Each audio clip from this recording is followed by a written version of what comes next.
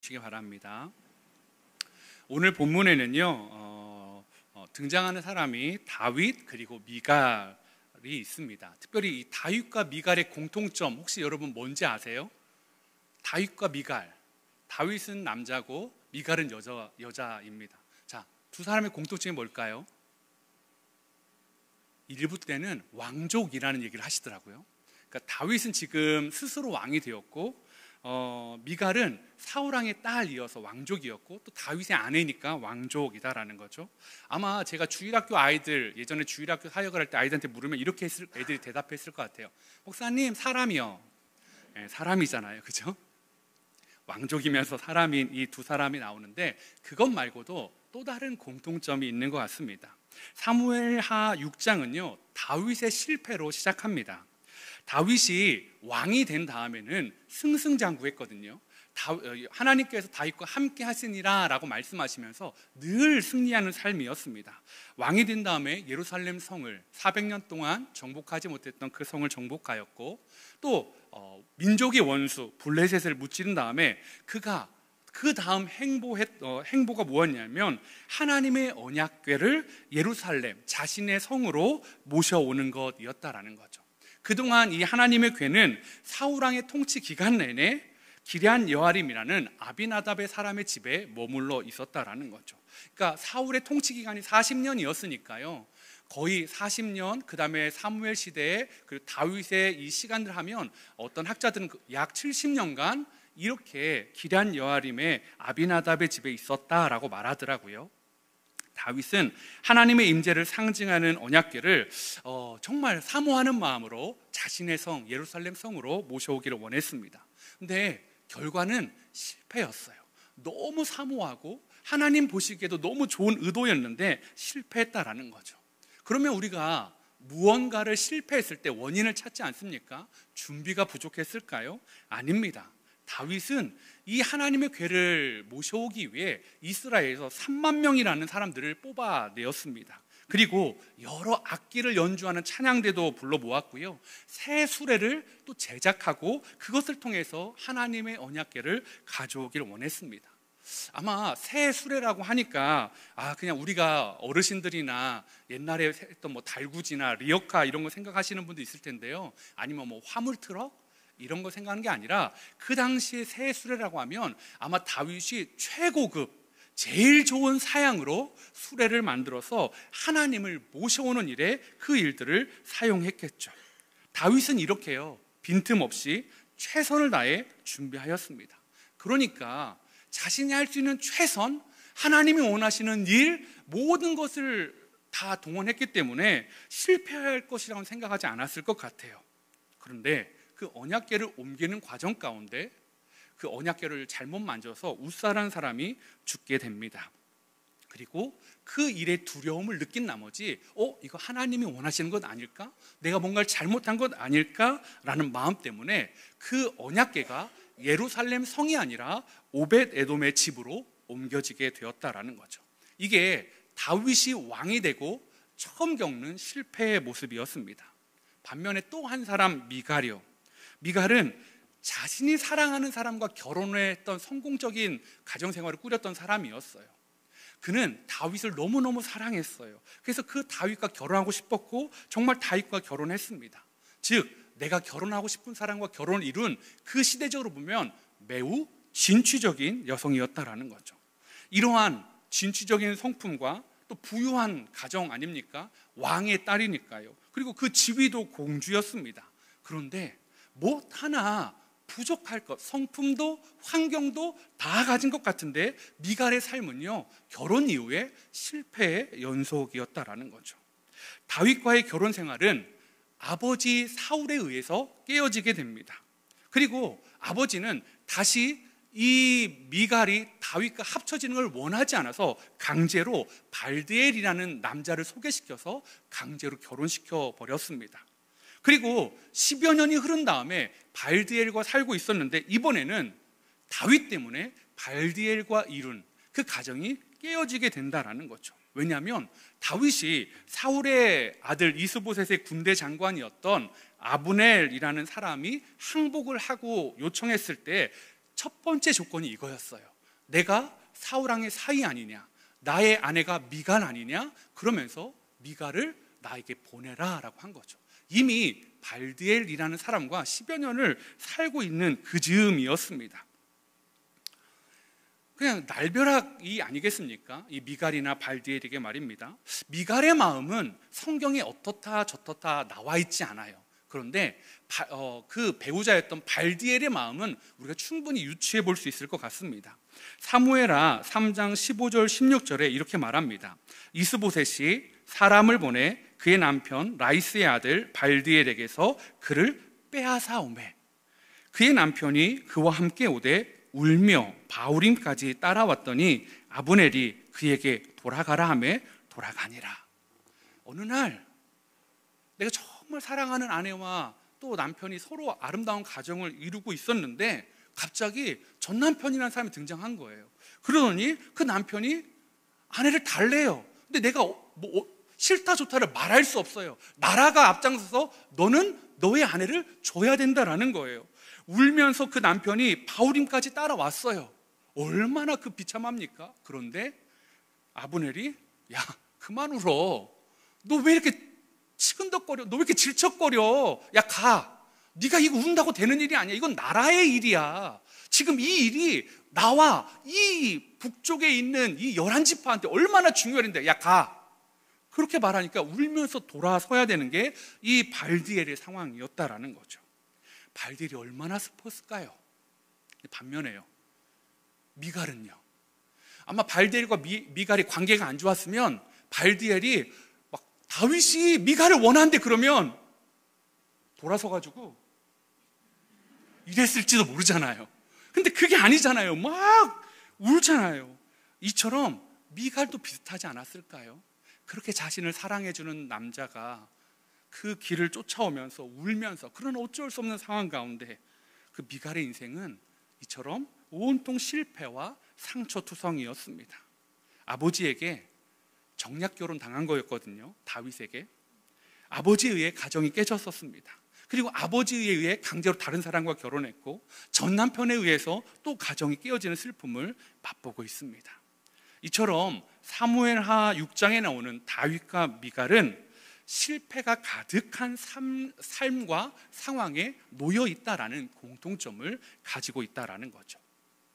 다윗과 미갈의 공통점이 실패를 경험하고 있다라는 거라면 다윗과 미갈과 저와 여러분의 공통점은 뭘까요?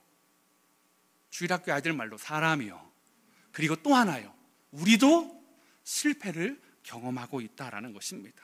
우리도 수많은 실패를 겪어왔고 지난주도 어쩌면 상처를 받았고 실패를 경험한 분들이 이 자리에 그 실패의 마음을 가지고 나와 있으실 것입니다.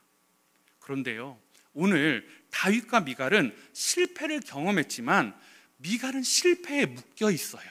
그런데 다윗은 실패를 이기고 새로운 길을 나아가고 있다라는 거죠. 두 사람의 결과가 달라지게 만든 차이가 무엇인지를 오늘 제가 여러분과 한번 나눠보기를 원합니다. 실패에 지지 않기 위해 다윗이 했던 것은 첫 번째, 하나님과의 관계를 끊임없이 점검했다라는 거죠. 다윗과 미갈은 이스라엘 사람이었습니다. 이스라엘 사람이다라는 것은 무엇을 의미하냐면 그들이 하나님을 섬기는 백성들이다라는 거죠. 그들의 정체성은 하나님이 나의 하나님이다라는 것을 고백하는 사람들이었습니다. 그런데 사무엘하 6장에서 미갈을 호칭할 때 좀 다른 수식어가 따라옵니다. 하나님의 사람 미갈이 아니라, 아니면 다윗의 아내 미갈이 아니라 다윗과는 전혀 다른 결로 그녀를 소개하고 있습니다. 16절과 23절에 두 번이나 미갈을 이렇게 이야기합니다. 사울의 딸 미갈이라고요. 왜 다윗의 아내가 아니라 이미 죽어버린 사울의 딸 미갈이라고 할까요? 저는 그 이유가 미갈이 다윗과의 삶의 노선이 같지 않았다라는 것을 생각해 보게 되었습니다. 그녀는 아마 사울과 같은 신앙의 노선을 가졌던 사람이었던 것 같아요. 그러니까 사울의 정체성, 사울의 가치관을 가지고 살아가는 딸 미갈이라고 표현해주고 있다라는 거죠. 사울의 신앙 노선에 대해서는 오늘 본문 이 사무엘하 6장과 똑같은 이야기가 이 역대상 13장에 나오거든요. 병행 구절인데 거기에 사울의 삶이 어떠했는지를 표현해 주는 구절이 있습니다. 역대상 13장 3절인데요. 우리 성도님들 한번 같이 읽어보도록 하겠습니다. 시작. 우리가 우리 하나님의 궤를 우리에게로 옮겨오자 사울 때에는 우리가 궤 앞에서 묻지 아니하였느니라 하매. 예, 사울의 신앙 노선을 알려주는 한 문장이 있습니다. 뭘까요? 사울 때에는 우리가 궤 앞에서 묻지 아니하였다라는 거죠. 사울은 하나님의 백성이었어요. 사울은 하나님의 나라를 다스리는 하나님이 세운 왕이었어요. 그런데 하나님께 묻지 않는 신앙생활을 하는 사람이었다라는 거죠. 이 말은 오늘날로 바꾸면 그는 하나님께 진정한 예배를 드리지 않았어요. 그는 하나님께 기도하지도 않는 사람이었어요.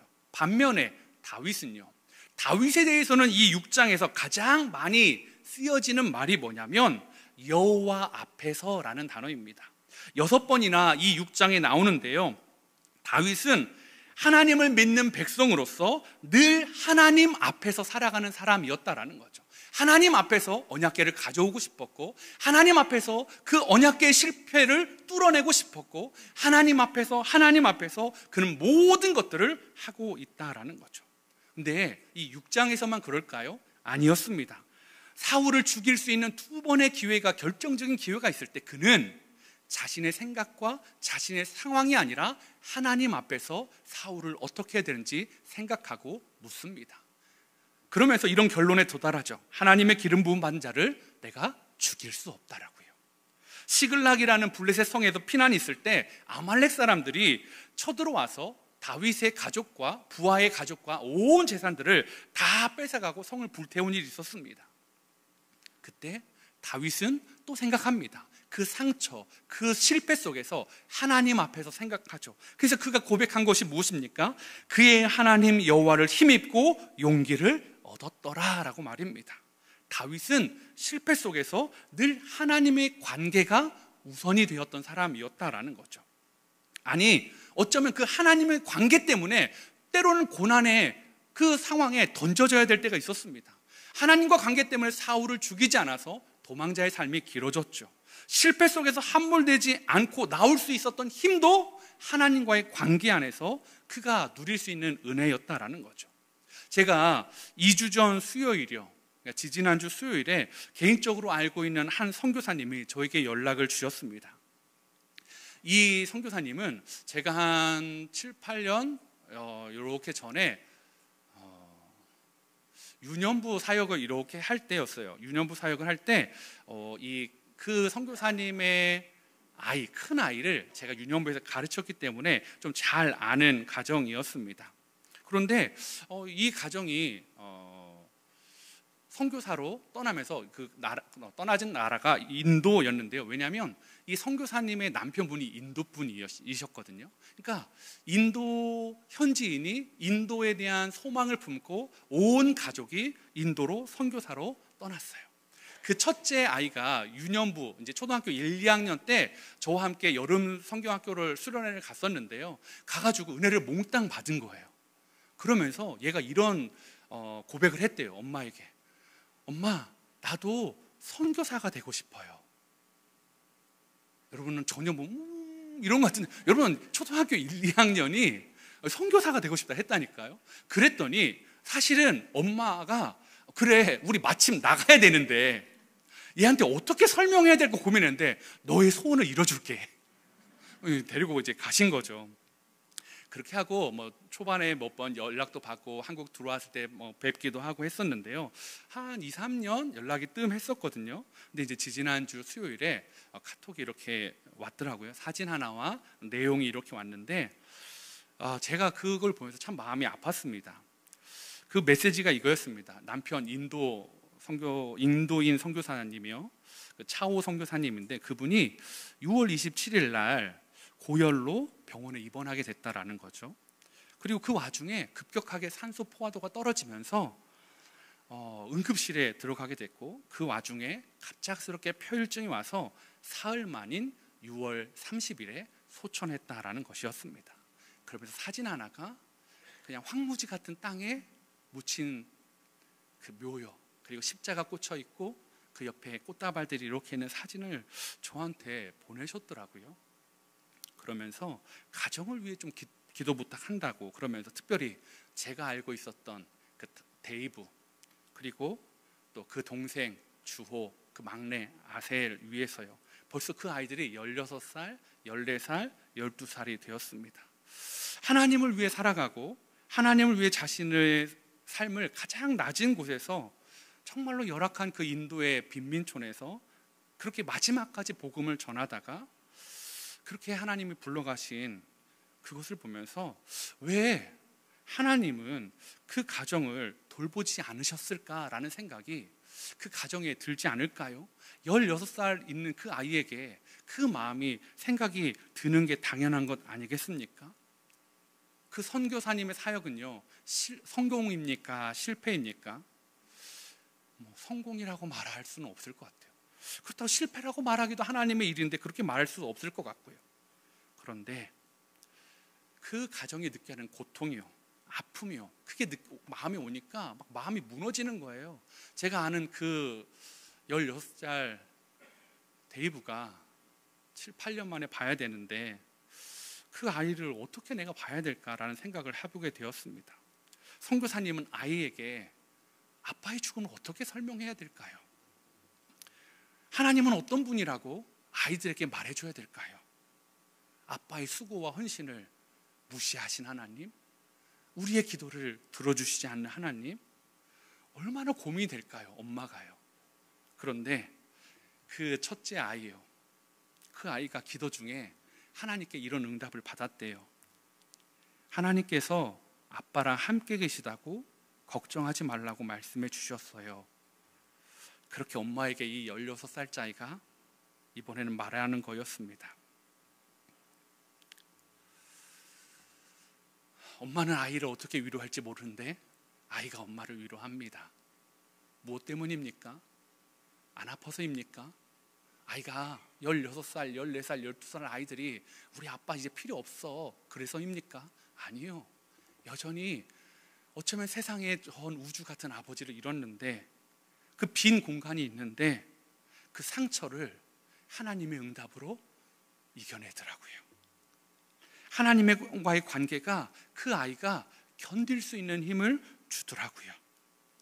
마음이 너무 아팠어요. 너무 만나고 싶었어요. 정말 안아주고 싶었어요. 뭐라도 도움이 되고 싶었어요. 그래서 막 간절히 기도하는데, 지난주에 수요일에 제가 이제 분당우리에 갈 일이 있어가지고 이찬수 목사님을 만나고 동역자를 만나려고 갔었는데요. 그렇게 하고 꽤 오랜 시간을 하고 이제 수요 예배가 가까워서 동역자들과 이제 헤어져야 된다고, 다음에 또 보자고 하는데 그 로비에 그 선교사님이 계신 거예요.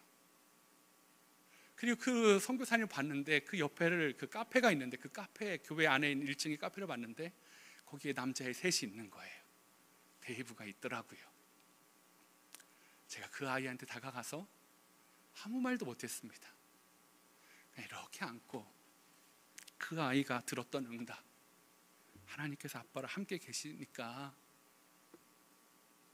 우리 잘 살아보자, 목사님도 응원할게, 그 한마디, 그 아이의 응답을 받은 걸 한마디 확인시켜주고 돌아서서 선교사님한테, 선교사님 제가 수요 예배 가야 되는데 우리 또 만나요, 제가 반드시 연락드릴게요, 우리 또 만나요 하고 돌아서야만 했습니다. 여러분, 사랑하는 성도 여러분, 여러분들에게는 어떤 실패의 경험이 있으십니까?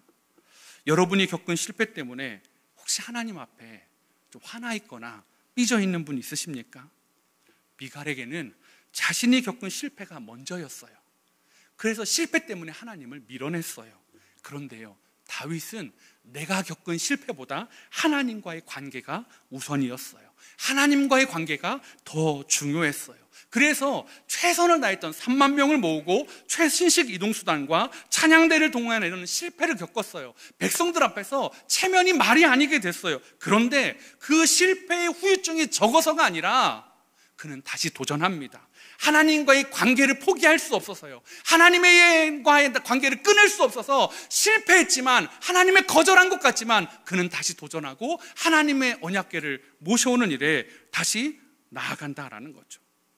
사무엘하 6장 12절입니다. 우리 한번 성도님들 같이 읽어보실까요? 시작. 어떤 사람이 다윗 왕에게 아뢰어 이르되 여호와께서 하나님의 궤로 말미암아 오벳에돔의 집과 그의 모든 소유에 복을 주셨다 한지라. 다윗이 가서 하나님의 궤를 기쁨으로 메고 오벳에돔의 집에서 다윗성으로 올라갈세. 다윗도 두려웠어요. 내가 뭘 잘못했나? 하나님과의 관계에 내가 뭐 실수한 게 있나? 아니면 내가 이렇게까지 했는데 하나님 왜 나한테 이런 일을 주셨어요? 나 하나님 삐졌어요 라고 말할 수 있는 상황이었어요. 그런데요, 다윗이 오벳에돔의 집에 복 주시는 하나님을 보고요, 다시 기쁨으로 메고 자신의 집으로, 자신의 성으로 들어오고 있다라는 거죠. 다윗이 깨달은 게 뭐예요? 나와 하나님과의 관계의 문제가 아니라 방법의 문제였구나. 하나님이 나를 미워하거나 하나님이 나를 싫어하시는 것이 아니라 내가 하나님의 언약궤를 모셔오는 방법이 하나님의 뜻과 달랐다라는 것을 그가 알았다라는 거죠. 여러분, 우리의 실패는 어떻습니까? 하나님이 우리에게 실패하신 이유가 우리를 힘들게 하려고, 우리를 혼란스럽게 하려고, 우리에게 상처 주려고, 아니면 하나님의 능력이나 하나님의 보살핌이 부족해서가 아니라 하나님이 저와 여러분을 통해, 실패를 통해서 우리가 더 하나님을 깊이 알아가게 하기 위해서요, 바르게 알기 위해서요, 바른 방법으로 하나님과의 관계를 맺기 위해서 그렇게 우리에게 상처와 실패를 주시는 것은 아니실까요? 그런 의미로 볼 때 사랑하는 성도님들, 상처가 많으십니까? 그 상처들이요, 하나님과의 관계 안에서 해석되어지기를 바랍니다.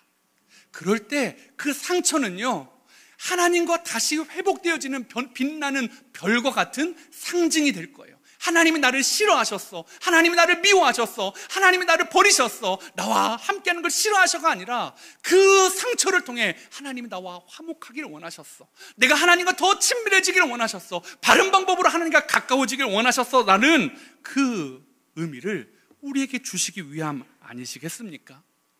함께 근교에 있는 모든 성도님들이요, 하나님과의 관계를 끊임없이 점검하시기를 바랍니다. 실패해지지 않기 위해 두 번째 우리가 해야 될 일은 하나님의 은혜를 끊임없이 갈망하는 것입니다. 앞서 말씀드린 것처럼 미갈은 인간적으로 볼 때 매우 비참한 여성이었습니다. 그러나 미갈이 겪었던 모든 아픔들, 상처, 실패는 어쩔 수 없는, 그냥 내가 미갈이 경험해야 됐던 것들은 아니었습니다. 미갈도 그 실패를 바꿀 수 있는 기회가 있었어요. 아버지가 남편 다윗을 죽이려 한다는 소식을 듣고 미갈은 아까 적극적인 여인이었잖아요. 주도적인 여인이어서 그 남편을 도망시킵니다. 당신 살아야 된다고. 그러면서 그를 창에서 달아서 도망치게 합니다. 그리고 미갈이 기지를 발휘하죠. 사무엘상 19장 13절에 이렇게 말합니다. 미갈이 우상을 가져다가 침상에 누이고 염소 털로 엮은 것들을 그 머리에 씌우고 의복으로 그것을 덮었더니, 즉 다윗이 아파요 라고 말한 거예요. 사울이 군사들을 보내서 야 다윗 잡아와 하니까 공주가 내 남편 아파, 저기 봐라, 지금 끙끙 앓고 있잖아, 침대에 누워있잖아. 그러니까 어찌할지를 모르고 다시 왕한테 간 거예요. 다윗이 아프답니다. 그랬더니 사울이 이렇게 합니다. 야 침상채 들고 와. 그제서는 이제 어쩔 수 없는 거죠. 근데 여러분, 이렇게 미갈이요, 적극적이고 기지도 있고 탁월한 여성이었어요. 그런데 저는 이 사무엘상 19장 13절에서 이상한 점 두 가지를 발견했어요. 혹시 여러분 보이시나요? 뭘까요? 첫 번째는 제가 미리 찾아왔어요. 걱정하지 마세요. 미갈이 우상을 가져다가 침상에 누웠다라는 것은 미갈의 방 안에 뭐가 있었다라는 거예요? 우상이 있었다라는 거예요. 목사님, 그게 뭐가 이상해요? 저도 하나쯤은 있어요. 저희 집에도 우상 하나 있는데요. 그러는 분들은 큰일 납니다, 여러분. 그거 아니에요. 지금 이상한 거죠. 왜요? 이스라엘은 하나님만을 섬기는 사람들이잖아요. 그런데 그의 방에 우상이 있었다라는 거죠. 우상을 누웠다는 건 조그만 게 아니었겠죠. 꽤 큰 거니까 다윗이 누워있는 것처럼 보이지 않았겠습니까? 그러면 이걸 통해서 미갈과 하나님의 관계를 유추해 볼 수 있어요. 미갈은 하나님과 친밀합니까? 친밀하지 않습니까? 친밀하지 않았던 거예요. 이게 이상한 점 하나였어요. 왜 그녀의 집에 우상이 있었을까? 또 하나는요, 다윗을 따라가지 않았다라는 거예요. 남편을 피신시키기 위한 시간을 버는 것이라고도 생각할 수 있는데, 생각해 보면 내려주고 본인도 같이 그 길을 따라가면 되는 거였어요. 그런데 그녀는 다윗을 따라 도망자의 삶을 선택하지 않습니다. 미갈은 다윗이 좋았어요. 사랑했어요. 너무 갖고 싶었어요. 부부가 되고 싶었어요. 멋진 용사, 골리앗까지도 이길 수 있는 사람, 그 사람이 내 남편이었으면 좋겠어. 그 마음이 있었어요. 그런데 그 남편이 도망자가 되어질 때 그가 포기할 수 없는 게 있었어요. 왕궁에서의 삶이요, 공주라는 타이틀이요, 그리고 안락한 그가 누렸던 모든 것들이요. 다윗을 따라가면 다 내려놔야 돼요. 사울의 딸이라는 것들을 정말 내려놓고 다윗의 아내가 돼야 돼요. 도망자의 삶을 살아야 돼요.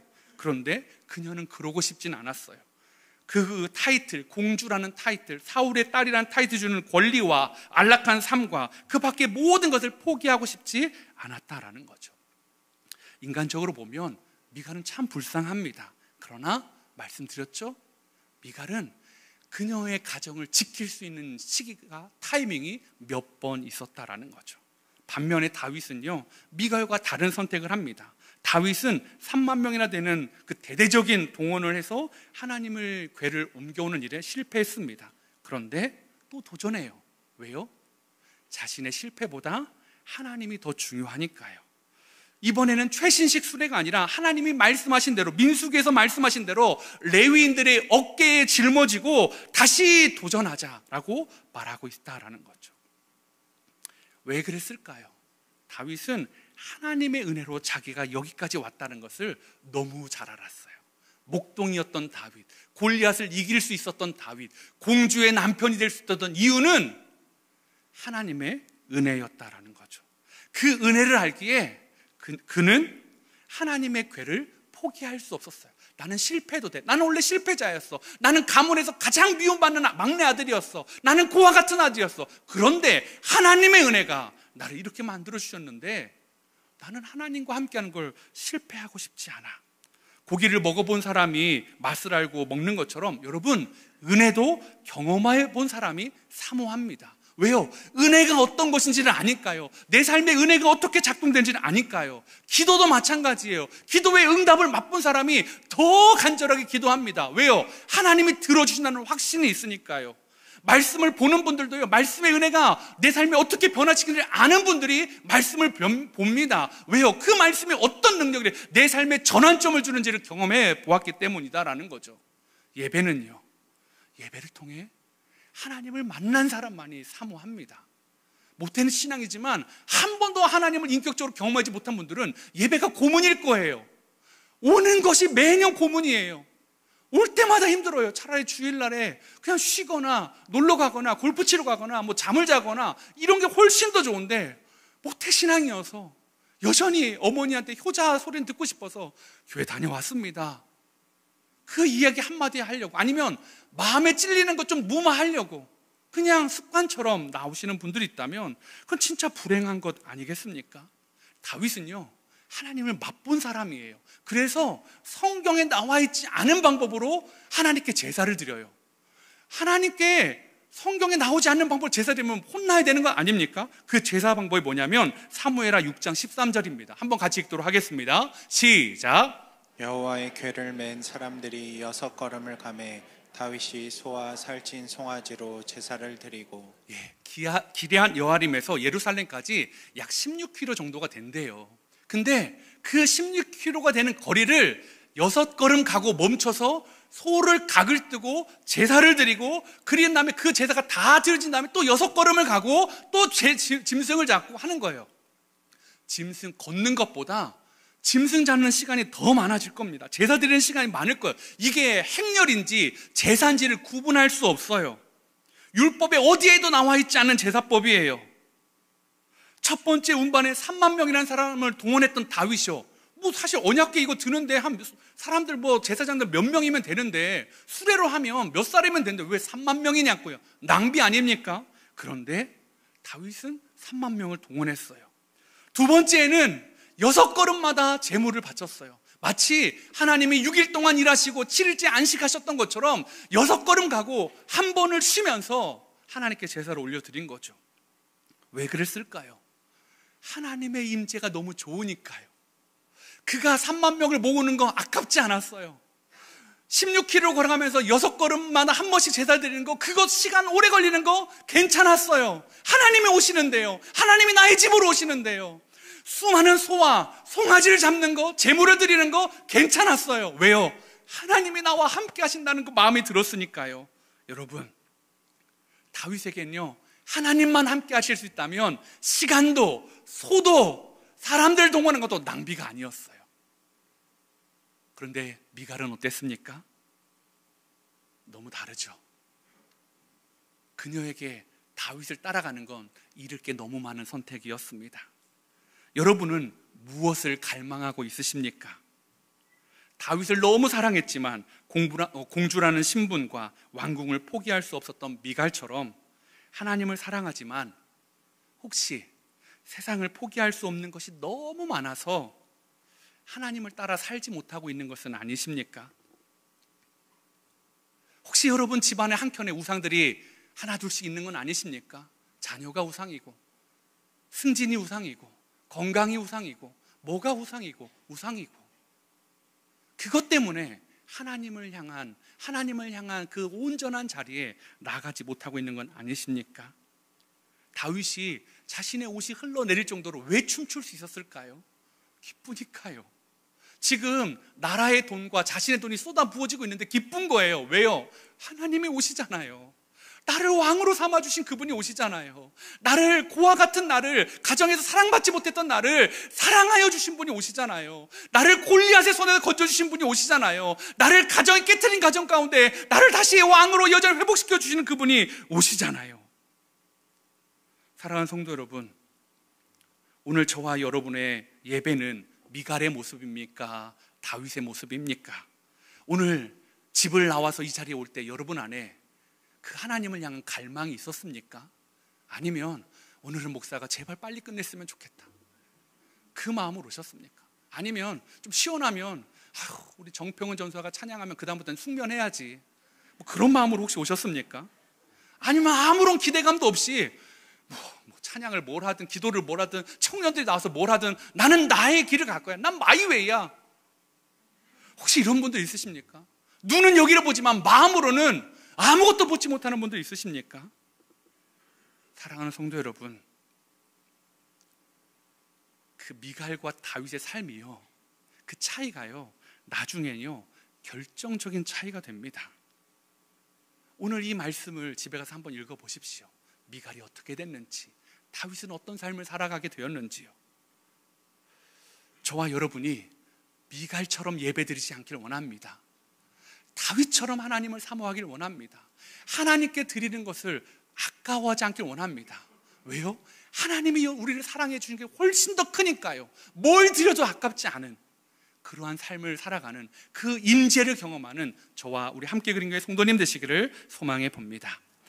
실패지지 않기 위해 우리가 해야 되는 세 번째, 하나님을 삶의 중심에 끊임없이 모셔드리는 것을 해야 된다라는 거죠. 미갈이 분명히 다윗을 따르고 또 하나님의 삶의 중심에 모실 수 있는 기회가 몇 번 있었다라고 제가 말씀드리지 않았습니까? 그런데 미갈은 그걸 놓쳤어요. 근데 오늘 성경에 보니까 그걸 붙잡은 사람이 나와요. 다윗이 아니라 다른 사람이요. 그가 누구냐면 오벳에돔이요. 근데 오벳에돔의 앞에 수식어가 있어요. 사울의 딸 미갈처럼 오벳에돔이라는 사람 앞에는 뭐라고 붙냐면 가드 사람 오벳에돔이라고 성경에 나와요. 그럼 가드 사람이라는 건 어느 나라 사람이냐면 가드 사람으로 유명한 사람이 골리앗이에요. 골리앗은 어느 나라 사람이죠? 블레셋 사람이에요. 오벳에돔은 어느 나라 사람입니까? 블레셋 사람이다라는 거예요. 근데 이게 하루아침에 날벼락을 맞은 거예요. 어떤 날벼락입니까? 동네에 한 70년 동안 있던 언약궤가 옮겨진대요. 그런가 보다. 그랬는데 갑자기 막 웅성웅성하는 거야. 야, 아비나답의 아들 우스다가 죽었어. 왜? 하나님의 괴를 만졌대. 떨어지려고 걸 붙잡으려고 했는데 그 순간에 직사했대. 어떡하면 좋아? 왕이 언약궤를 가져가는 걸 포기했대. 어떻게 아비나답 집에 가는 거야? 그거 볼 때마다 아비나답이 우스다 생각나서 어떡할 거야? 아니래. 어디로 온대? 니네 집으로 온대. 자기 집 마당에 하나님의 언약궤가 들어온 거예요. 자기는 블레셋 사람인데, 가드 사람인데 이걸 어떻게 해야 돼? 이거 만지기도 어렵고 안 만지자니 그렇고, 만지면 죽고 안 만지자니 이거 무시하는 것 같고. 여러분, 오벳에돔의 그 마음 이해가 되세요? 이러지도 못하고 저러지도 못하고 그렇게 3개월이었어요. 그의 마음에 두려움이요. 이거 함부로 하면 죽어. 내가 이거 함부로 하면 죽어. 그래서 어떤 절차인지는 모르지만 두려움 가운데 그 언약궤를 모시고 사는 거예요. 3개월 동안이요. 그랬더니 놀라운 일이 일어납니다. 하나님이 그 3개월 동안에 오벳에돔의 집에 복을 내려주시는 거예요. 그리고 다윗이 그 소식을 듣고, 아, 하나님과 나의 관계의 문제가 아니라 방법의 문제였구나 라는 것을 알고, 그러면 오벳에돔 땡큐 하고 가져갈게 하고 가져가는 거예요. 3개월 동안 복 받았는데, 그러면 이제 이 블레셋 사람 입장에서 이제 두 다리 좀 뻗고 자도 되겠다. 야, 내 마당에 이거 없어지니까 살 것 같다. 이러야 되는 거 아닙니까? 그런데요, 이 이후에 오벳에돔의 이름이 곳곳에 나와요. 근데 어디에 나온지 아십니까? 성전의 문지기의 이름에 나와요. 그리고 다윗의 행렬이 막 이럴 때 그가 찬양대에서 연주자로 이름이 나와요. 역대상 26장 4절 5절입니다. 오벳에돔의 아들들은 맏아들 스마야와 둘째 여호사밧과 셋째 요아와 넷째 사갈과 다섯째 느다넬과 여섯째 암미엘과 일곱째 이사갈과 여덟째 부울레데이니 이는 하나님이 오벳에돔에게 복을 주셨음이니라. 여러분, 이방인이에요.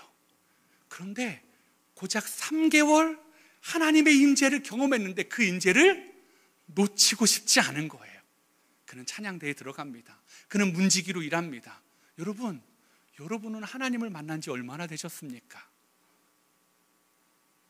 오벳에돔은 3개월 하나님의 임재를 정말 경험하니까 나는 이 임재를 빼앗길 수 없어. 내가 이방인인 거, 내가 블레셋 사람인 거, 우연찮게 그분의 언약궤가 내 마당에 들어온 거 상관없어. 내 삶의 중심은 하나님 중심으로 돌아갈 거야. 마치 시편 84편 시편에 주의 궁전에서 한 날이 다른 곳에서의 첫날보다 나은즉 악인의 장막에 사는 것보다 내 하나님의 성전 문지기로 있는 것이 좋사오니, 이 시편의 고백처럼 오벳에돔은 그의 자녀들과 함께 성전의 문지기로 살아간다는 거죠. 왜요? 직업이 그게 좋아 보여서요? 아니요. 거기서라도 하나님의 영광을 보고 싶은 거예요. 내가 3개월 동안 경험했던 그 하나님, 복 주셔서가 아니라 나의 진짜 하나님을 만났기 때문이다라는 것입니다. 3개월이 오벳에돔을 바꿨는데 저와 여러분 왜 이렇게 안 바뀔까요? 하나님에 대한 기대감이 없는 것 아닙니까? 하나님의 임재를 경험하지 못하고 있는 것 아닙니까? 찬양을 그냥 노래방으로 부르는 것 아닙니까? 예배를 그냥 오는 어떤 장소로 여기는 것 아니십니까? 자신의 삶에, 자신의 중심에 하나님을 끊임없이 모시고 살아가야 합니다. 다윗이 그렇게 했습니다. 오벳에돔처럼요. 수많은 실패를 경험하고 살아갔지만 다윗은 자신의 삶에 늘 주님을 모셨어요. 주님 도와주세요. 주님 어떻게 해야 됩니까? 하나님 앞에서 묻고 또 묻고요. 그렇다면 수많은 실패를 경험하고 살아가는 저와 여러분도 오벳에돔이나 다윗처럼 삶의 중심에 끊임없이 하나님을 모셔야지만이 실패해지지 않을 수 있지 않을까요? 말씀을 마치면서 크레이그 반스라는 분이 이런 이야기를 했습니다. 인생이란 우리의 실수나 실패나 죄악 때문에 몰락하지 않는다. 우리는 내가 실수하고 내가 잘못 선택하고 또 그런 걸로 내 삶이, 아니면 내가 죄를 지어서 내 삶이 끝난다라고 생각해요. 근데 그게 아니래요. 인생은 우리를 사랑하시는 하나님께서 정의하시는 것이다 알아요. 다윗이 실패합니다. 실수합니다. 나중에 가면 치명적인 실수합니다. 근데 다윗은 망하지 않아요. 하나님이 그를 정의하십니다. 내 마음에 합한 사람. 여러분을 향해서는 뭐라고 정의하실까요? 여러분의 예배를 향해서는 주님이 뭐라고 말씀하실까요? 제가 그 선교사님, 그 인도 선교사님을 만나서 아이한테는 그 얘기 한마디 했고 선교사님한테는 몇 마디 중에서 궁금했던 게 이거였어요. 선교사님, 다시 인도로 들어갈 겁니까? 남편을 빼앗아간 그 땅, 현지인 인도 남편도 없는 그 나라, 그 상처뿐인 곳, 아픔뿐인 곳에 새 아이와 또 들어갈 거냐라는 거죠. 근데요, 그 선교사님의 눈빛이요, 하나도 변하지 않고요, 오히려 결연하게요, 당연하지요. 몇 주 뒤에 마무리하고 들어갈 겁니다. 그렇게 말씀하시더라고요. 왜 들어가야 됩니까? 왜 그 선교사님의 상처뿐인 그 땅에, 그 아이들에게 아빠를 빼앗아간 그 땅에 왜 들어가야 됩니까? 아빠와 함께 복음을 전하며 하나님의 임재를 만났던 그 땅, 상처투성이기도 하지만 하나님의 임재가 있고 하나님의 마음이 있고 아버지의 소명이 있고 아버지의 사명이 있었던 그곳에 나아가는 그 과정을 보면서 슬프면서도 부럽고 두려우면서도 존경스러웠습니다. 사랑하는 성도 여러분, 하나님은요, 우리 인생에 개입하십니다. 그리고 우리를 새로운 출발점에 세우십니다. 그 하나님을 매일매일 우리 마음에 모시는 저와 여러분 되시기를 소망해 봅니다.